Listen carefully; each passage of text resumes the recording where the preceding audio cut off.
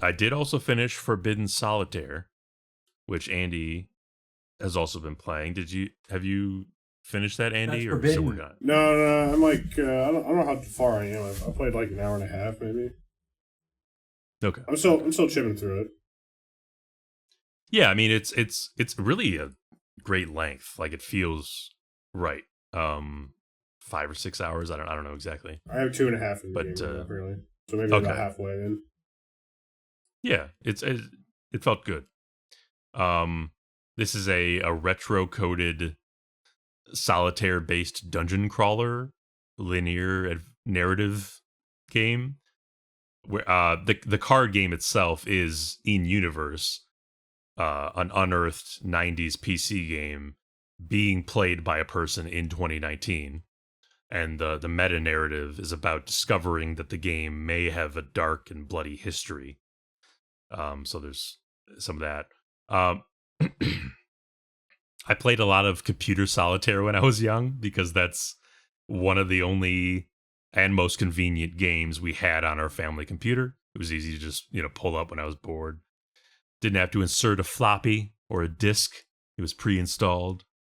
So I guess with that in mind, I'm predisposed to enjoying some solitaire. The neuron links were forged long ago. So I figured it'd come back to me, and it did. Obviously, it's not exactly the same as there are mechanics to it. It's an actual card game using the solitaire framework. But I loved it. I loved Forbidden Solitaire. Wasn't sure I was gonna, but I did. I loved the aesthetic. It nails the look of a 90s computer game while adhering I love to all the meta content. It's really good shit. Oh yeah. I mean, it's obviously kind of following in the footsteps of some other games like Inscription, but I love when games do this, when they're really playing to your nostalgia. But it also has those modern standards of smoothness in the gameplay, so it doesn't feel like it's detracting at all by adhering to the retro aesthetic or to nostalgia. It's kind of funny how all you get, the loop of you see a few dungeon crawly scenes, something spooky happens, solitaire. You get into so many different problems that you solve by playing solitaire. It's so funny. I was just about to say that. Yeah, it's really funny and awesome that the whole game is just a series of absurdly dangerous encounters and situations you find yourself in, and they just happen rapid fire. You're not making choices like you would in maybe some other dungeon crawlers. Yeah. It's just a linear series of problems to solve through a solitaire card game. I actually really like that. I really like that it doesn't feel the need to I would say go beyond. I love that. I at first in my head I thought it was going to be more like a dungeon crawly game where I fight with solitaire. But I do like what the game actually is. You know what I mean? I think it works really well. Oh yeah, I played last year. I played I forgot when I played it, but it was creepy redneck murder mansion 3 or whatever, which is an intentional meta narrative throwback. Sorry, creepy redneck dinosaur mansion 3, I believe. Just making shit up. Which is in universe, it's supposed to be an old game. It doesn't really feel like an old game in our reality, but it's the meta narrative is that it was that third entry in the series. And in that game, you're making tons of choices, and then the actual gameplay, once you get into encounters, is a match 3 style game.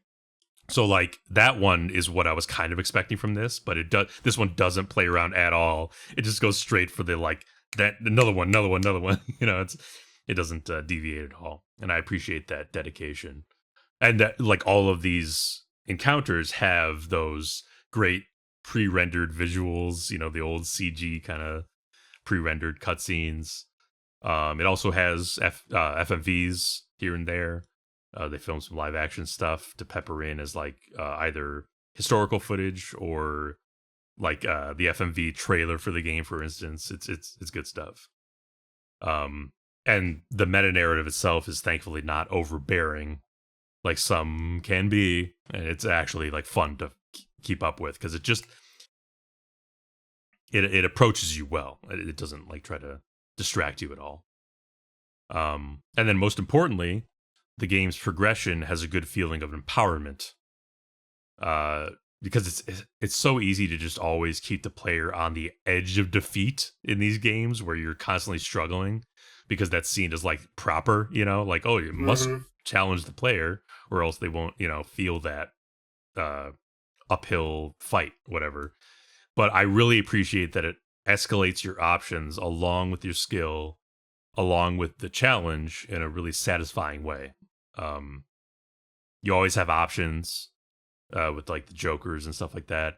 And if you don't have options anymore, you probably could have saved yourself somewhere along the line. So really tight game. It also has a delightful end credits that really cements the labor of love feeling. So good culmination. And the funny thing is, I think the only reason it feels that way is because this was a collaboration between one developer who have been making casual solitaire games since the 2000s. Like they're an old school solitaire casual game developer with a bare minimum of theming in all their games, just like Regency Solitaire. And then the other developer is the one that did stuff like Home Safety Hotline. So they're like a weird indie game, peculiar style developer. I did not know that it was a collaboration between these two very strange forces. And it makes perfect sense afterwards, learning that. It's very amusing to think about like awesome. these two specific developers collaborating. It's also like really funny to think that like, those two could never make another game together. I mean, what else are they going to make? Right. I mean, they would. I don't know if the Gray Alien or whatever they're called, the studio that makes the solitaire games, I don't know if that's their only thing. I was just like casually observing that they've made tons of solitaire games, so that's like their bread and butter.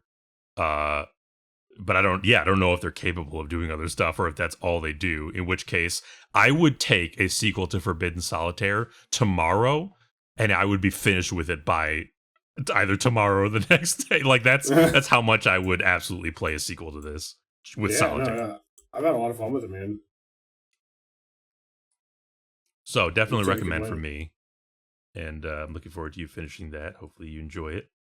Yeah, I like how the challenge is wrapped up. You know what I mean? Like the first half hour or so of the game is kind of like pretty like basic. Like I'm like thinking to myself, like, what does losing even look like?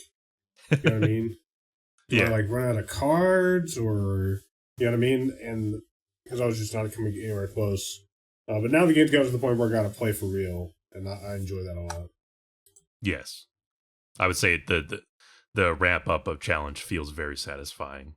In that you have to actually, once it really lets you learn it, and then you start trying more, and then by the end of the game, it's like, okay, I feel pressed, and now, but I know I have all the skills, I know all my options, I know the synergies, so to speak.